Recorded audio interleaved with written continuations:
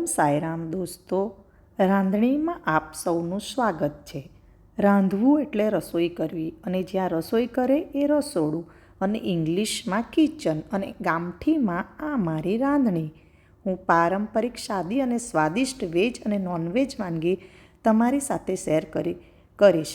આજે તારીખ 2 જુલાઈ 2026ના ગુરુવારના સાંઈના દિવસે હું મારો પહેલો વિડીયો તમારી સાથે શેર કરી રહી છું. આપણે કંઈ શુભ શરૂઆત કરીએ તો કંઈક મીઠાથી કરીએ છીએ. તો ચાલો આજે હું તમારી સાથે મગદાળ અને અખરોટનો હલવો ખૂબ જ સાદી અને સરળ રીતે કેવી રીતે બને એ હું શેર કરી રહી છું. તો ચાલો દોસ્તો, આપણે આ રેસીપીને ફોલો કરીએ. મગદાળ અને અખરોટના હલવા માટે આ સામગ્રીની આપણને જરૂર પડશે: 1 કપ મગની દાળ, 1 કપ અખરોટ, 1 કપ ઘી, 1 કપ સાકર અને થોડા કાજુ અને અખરોટના નાના નાના કાપેલા ટુકડા કે કાતરી, અને 1 ચમચી નાની એલચીનો પાવડર અને 2 કપ પાણી. હવે આ મગની દાળને આપણે સરસ રીતે ધોઈ નાખવાની છે 2 પાણીથી, અને એને સૂકા કપડાં મૂકી લૂછી નાખવાની છે, અને અખરોટને દળી નાખવાના છે. મગની દાળને આપણે હવે સ્વચ્છ પાણીથી 2-3 પાણીથી ધોઈ નાખશું સરસ રીતે, અને પછી એને આપણે સારી રીતે ધોઈ અને આપણે એક છન્નીમાં ગાળી અને સૂકા કપડા પર નાખી દઈશું. આ સ્વચ્છ રીતે ધોવાઈ ગઈ છે દાળને. આ જુઓ, તમે જોઈ શકો છો, સરસ રીતે ધોવાઈ ગઈ છે. હવે આપણે એને ચાળણીના અંદર નાખી દઈએ, જેથી કરીને પાણી બધું એનું નીકળી જાય. હવે આપણે એને સૂકા કપડા પર નાખી દઈશું અને દાળને સારી રીતના લૂછી નાખશું, જેથી કરીને એ એકદમ ડ્રાય થઈ જાય. આ જુઓ, સરસ રીતે હવે આ સુકાઈ જશે. એને 5 મિનિટ આપણે એવી જ રીતે રહેવા દઈએ, જેથી કરીને એકદમ સરસ રીતે એનું પાણી સુકાઈ જાય. તમે જોઈ શકો છો, પાણી હવે એકદમ સુકાઈ ગયું છે. હવે આપણે એને સરસ રીતે શેકી નાખીએ. અખરોટને પણ આપણે દળી નાખ્યું છે. તમે જોઈ શકો છો, આવું આપણને ટેક્સચર જોઈએ. દાળ પણ આપણે હવે શેકી લઈએ. ગેસ પર મેં કઢાઈ મૂકી દીધી છે. હું આયર્નની કઢાઈ વાપરી રહી છું. તમારા પાસે જે પણ કઢાઈ હશે તે તમે વાપરી શકો છો. હું આયર્નની કઢાઈ એટલા માટે લઉં છું કેમ તો એનામાં જલ્દી શેકાઈ જાય. હવે હું દાળને લઈ લીધી છે એના અંદર, અને આપણે એને શેકી લઈશું. આ હલવાના અંદર આપણે બધું પ્રમાણ સમપ્રમાણ લઈશું.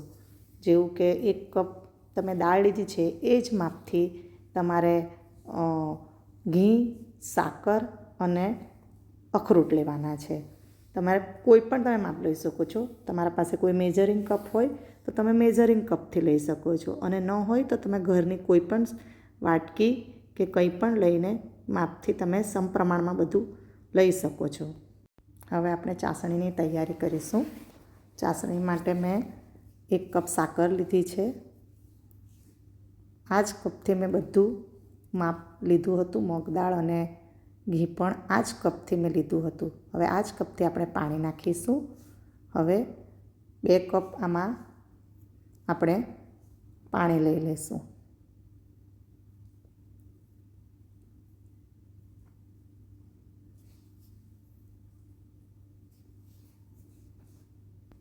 હવે આપણે એના અંદર કેસર નાખશું.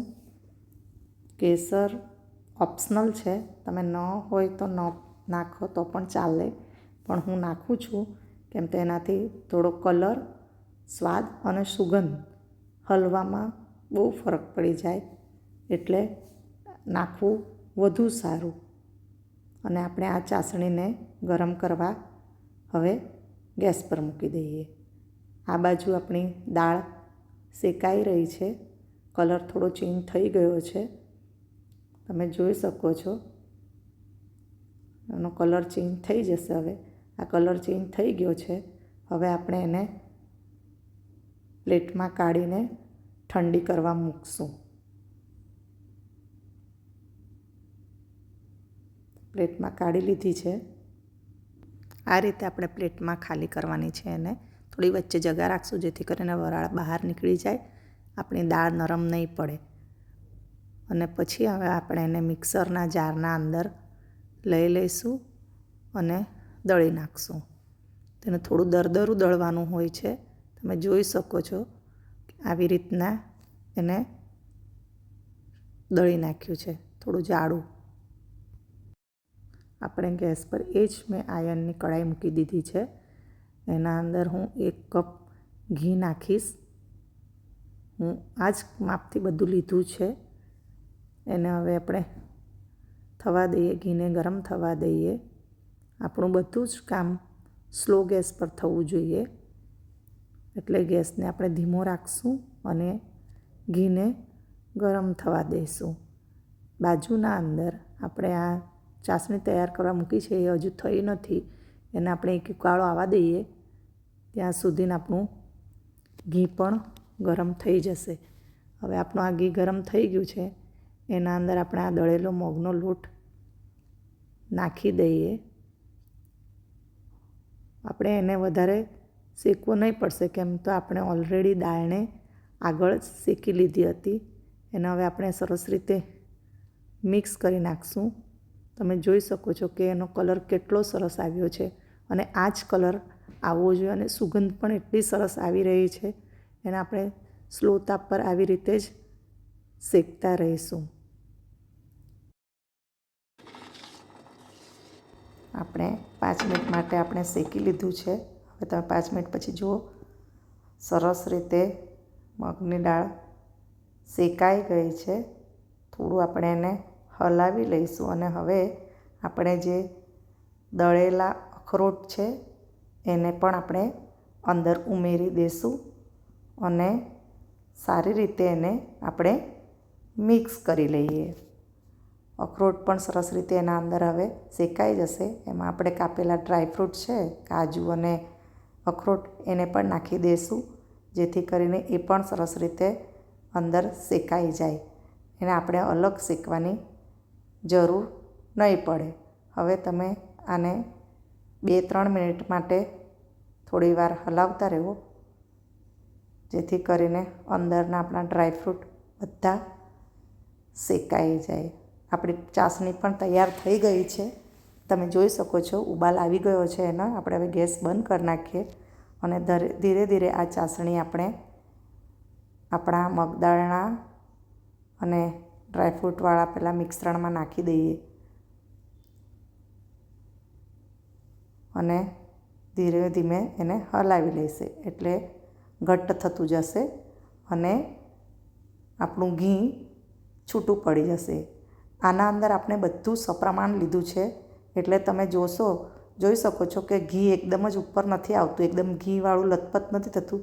તમે જોઈ શકો છો નીચે થોડું ઘી છૂટી ગયું છે. અને અંદર આપણે હવે આ સ્ટેજ પર આપણે એને એલચીનો પાવડર નાખી દઈશું જેથી કરીને એની સુગંધ બહુ સરસ આવે અને સારી રીતે એને આપણે હવે મિક્સ કરી લઈએ. સરસ રીતે મિક્સ કરીને એલચી અંદર બધા એમાં મિક્સ થઈ જાય. મિક્સચરમાં એવી રીતના આપણે એને મિક્સ કરી લઈએ.